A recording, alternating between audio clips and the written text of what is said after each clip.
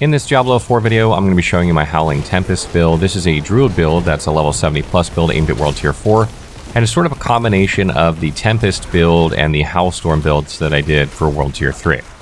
Both of those builds focused on the use of Lightning Storm to deal damage, and in the Howlstorm build, I was focusing on not only setting poison on enemies in order to gain increased critical strike damage to them, but to help take damage off of them. We've sort of altered away from that a little bit in favor of some other strategies. But the general concept is the same, that we're going to be spamming Lightning Storm in order to annihilate enemies on the screen. And Lightning Storm got buffed in the last patch. The duration in which the amount of lightning bolts that come out before you go back to 1 has been increased from 4 to 6 seconds. So you have like a 6-second window in between casts to make sure that you keep casting this to get maximum bolts out. And also on the Primal Lightning Storm upgrade, which is the one we use, the chance to immobilize has been increased from 8 to 12%, which is fantastic, because you do increase damage to immobilized enemies from a lot of the passives that Lightning Druids have. And obviously the most notable one of those is Perfect Storm, the keystone passive we're using here, that makes it so Storm skills grant 1 spirit and deal increased damage when damaging a vulnerable, immobilized, or slowed enemy. So this is a great way to help facilitate spirit gain as well as increase your damage. And Bad Omen is also great, and on Lucky Hit you have up to a 30% chance when dealing damage to vulnerable or immobilized or stunned enemies to deal Lightning Bolt that deals damage to them. And this again is why you want to always be dealing damage to immobilized or vulnerable enemies if possible, because you're going to get the bonus from this, and you're also going to get the bonus from your key passive that I just mentioned. And the Electric Shock passive also helps facilitate the amount of immobilizations you get. And what this does is it makes it so that you have a 15% chance on Lucky Hit when dealing lightning damage to immobilize a target, and if that target is already immobilized, then you deal increased lightning damage to them, which works extremely well here. That's going to give you more immobilizes. And we also use on our second Paragon board the Constricting Tendrils legendary node. And this makes it so on Lucky Hit with nature magic skills, you have up to a 15% chance to entangle the enemy vines, immobilizing them for 2 seconds and poisoning them for 120% of their base damage. So this is going to give you poison on the enemy, but also immobilize them, which also triggers these other passives, which is great. And then of course we have Poison Creeper here, which immobilizes and poisons enemies. So that's, a no-brainer. That's going to give you instant extra damage against those enemies. And because we're using the Pack Leader boon and we have a focus on critical hits with this build, you're going to be able to reset the Poison Creeper very, very often, allowing you to reapply this as well.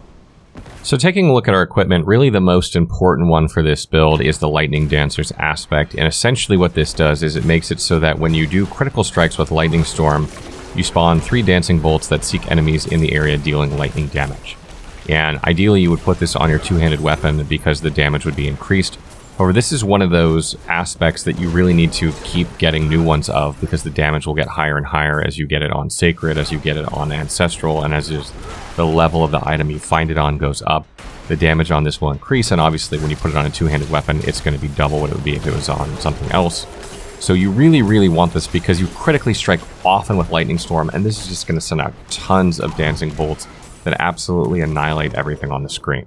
And ideally this would be on a staff. Staffs have damage to crowd control natively on them, and again we have tons of crowd control with all the mobilizes we do, so you're going to capitalize on that. And you definitely want to look for vulnerable damage, for willpower, for critical strike damage, or like lightning critical strike damage. Those are really the things that you want to look for in this build, because those provide you the most possible damage. Because we're using the exploit glyph and we're setting vulnerable on enemies constantly with Lightning Storm, getting that extra vulnerable damage is huge. And the other aspect that's lightning based you want to consider for this build is the Runeworkers aspect, and essentially this makes it so that critical strikes with Storm skills make the air around you like charged up, casting lightning bolts that periodically hit enemies for damage. And again, this is another one that damage is going to change depending on if you put this on your two-handed or if you put this on your necklace and what level the item is. So obviously you want to keep upgrading this if you're going to use it. But the duration on it isn't super important because you can extend the duration with critical strikes, and because Lightning Storm hits so many enemies and we have so much critical strike chance, you're going to be able to just keep extending this indefinitely. So this is not too much of a problem. Just obviously look for the better rolls if you can find it, but if you only get, half of a good roll or whatever, it's not a big deal. And on your gloves, ideally you would have attack speed so that we can cast Lightning Storm faster, because the faster you cast Lightning Storm, the faster it charges up to max bolts, the more damage you do on the screen. So attack speed is good. Critical strike chance is good, obviously, so that you can, get those critical strikes from and proc the Lightning Dancers aspect. That's really important. Storm skill cooldown is not bad, and then ideally you probably have something like Lightning Storm on here as well, like +4 ranks to Lightning Storm. to get even more damage out of it. Now, if you don't want to use Runeworker's aspect, and it's not one you have, you can use the Night Howler's aspect here to increase the amount of critical strike chance you have after using Bloodhowl. We use Bloodhowl constantly to build to heal and replenish our spirit, so giving yourself extra critical strike chance helps facilitate those, dancing bolts that come out. So that's not a bad one here as well if you don't want to use this one or you don't have it. So on my necklace, I have the accelerating aspect, and that's to further increase your attack speed when you critically strike with Lightning Storm. Since Lightning Storm hits so many enemies, this is constant. And again, the faster you cast Lightning Storm, the faster things die. So attack speed is really, really important when you're using Lightning Storm, which is why I have it on my amulet here. And on my first ring, I have Aspect of the Umbral, and that's because it gives you resources back when you crowd control enemies. We do that constantly with this build, whether it's via Poison Creeper, or just from attacking and, immobilizing enemies regularly. So you're going to gain resources back. Druids have tons of spirit management problems, and this is one of the ways you can alleviate it, particularly if you get a max roll. I don't have a max roll here, but that really helps. And you want to look for critical strike damage on your ring. You want to look for vulnerable damage, maybe some critical strike chance, or lightning critical damage. Those are the three that you really want to look out for. Further boost your damage here. And then for the other aspect, I have the Smiting aspect. This increases your critical strike chance against enemies below 35% health. And also, while you're above 80% health, you gain up to 40% increased crowd control duration. And this helps keep enemies immobilized longer, facilitating your damage against them more, which is great. And then when they drop low, it helps you finish them off so you can gain spirit back on kill, which helps to facilitate, you keep going with this build. On my helmet, I'm using Aspect of Disobedience to further increase the armor that we have to make us tankier, and bonuses I have are cooldown reduction to reduce our cooldowns, Poison Creeper to boost its damage, maximum life, and total armor. Another good one on here, if you could find it, would be Maximum Spirit, so that you have more of a spirit pool, although you rarely be at full spirit. On my chest, I have the Aspect of Shared Misery. This makes it so when you crowd control an enemy, you have a lucky hit chance of up to 50% to spread this to another enemy that's unaffected by crowd control. This helps you to further immobilize more enemies, which, increases your damage against them, but also increases your resource gain. And obviously, immobilized enemies can't attack you if you're not next to them, because if they're melee units, because they're not in melee range. So this is really nice. And bonuses I have here are damage reduction to distant enemies, or ranks to Bloodhowl, because we're using that. Damage reduction from poison enemies, although this would probably be better if this was like close enemies, and also intelligence on here. For legs, I have the protecting aspect. This summons a bubble when you get hit every 90 seconds that drops you below 80% health. And this is great because this allows you to stand inside that bubble and just take no damage and not worry about anything when this happens. You can also use Aspect of the Protector here that gives you a damage shield when you face elites. Either of these is fine. I just happen to have a really good roll on this one, and I didn't have any Aspect of Protector around. But both of these are really good. You want to be able to just stand there and cast when possible. And what I have on here is mostly defensive stuff, increased life, damage reduction, dodge chance, total armor. You really want to max those defensive things on your legs if possible in order to keep you alive. And then on my boots, I have the Aspect of the Dark Howl, and this makes it so that Debilitating Roar is now actually a werewolf skill, and it immobilizes poisoned enemies for 4 seconds. And why this is great for this build is because if you use Poison Creeper, the poison lasts much longer than the immobilization, so immediately after Poison Creeper's immobilization wears off, you can use this to reroute everything. And also, I really like Debilitating Roar in this build because it allows you to walk into a pack of enemies, or if enemies just spawn around you in some of the dungeons, which they do, you pop it and enemies do reduced, 65% reduced damage for 4 seconds. That's huge. That allows you to just stand there and spam attacks as long as you're not crowd controlled, and you can basically shrug off everything. And also, if you're co-oping, this reduces the damage that those enemies deal to everyone, so it's really, really good in a group as well. Now, if you're not a fan of Debilitating Roar, you could take Earthen Bulwark here instead, which will give you Unstoppable, which is nice, and a damage shield. However, I find that you really need 2 aspects to make Earthen Bulwark really effective.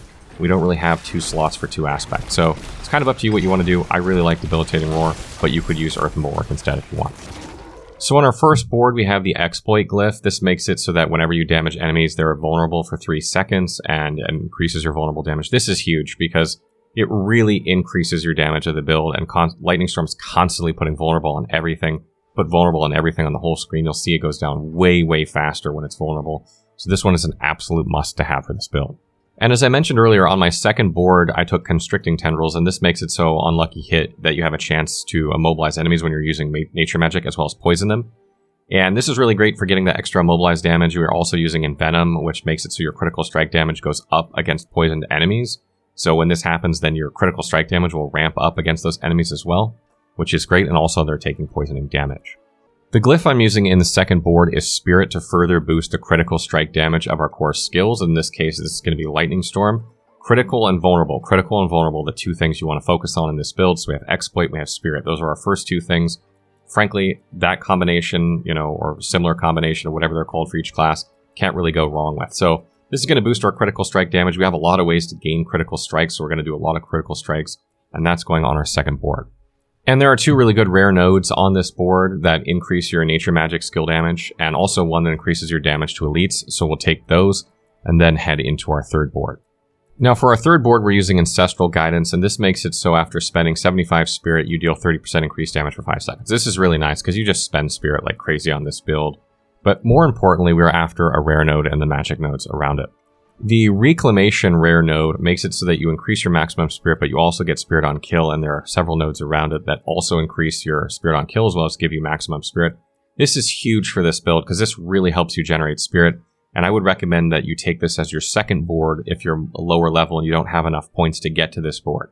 Because this really helps this board sing, or this build sing. And you really, really want this in pretty much any Druid build that you're playing. Just because getting Spirit back on kill allows you to keep going. And any way you can get Spirit is fantastic. Natural Attunement will also give you maximum Spirit. And there are other nodes around it that increase your maximum Spirit. Gives you maximum life. So those are good to pick up as well. And then for my third glyph, I'm using Human. This increases your damage while in human form, but also reduces the damage you take while in human form. You do change into a werewolf to use 2 of your skills briefly, but then you're immediately back to casting Lightning Storm, so you don't spend any time in this form. This is not a werewolf-centric build at all. So you definitely want more damage reduction and more damage at the same time. You are super tanky as it is with this build. This will just make you even tankier while also simultaneously boosting your damage.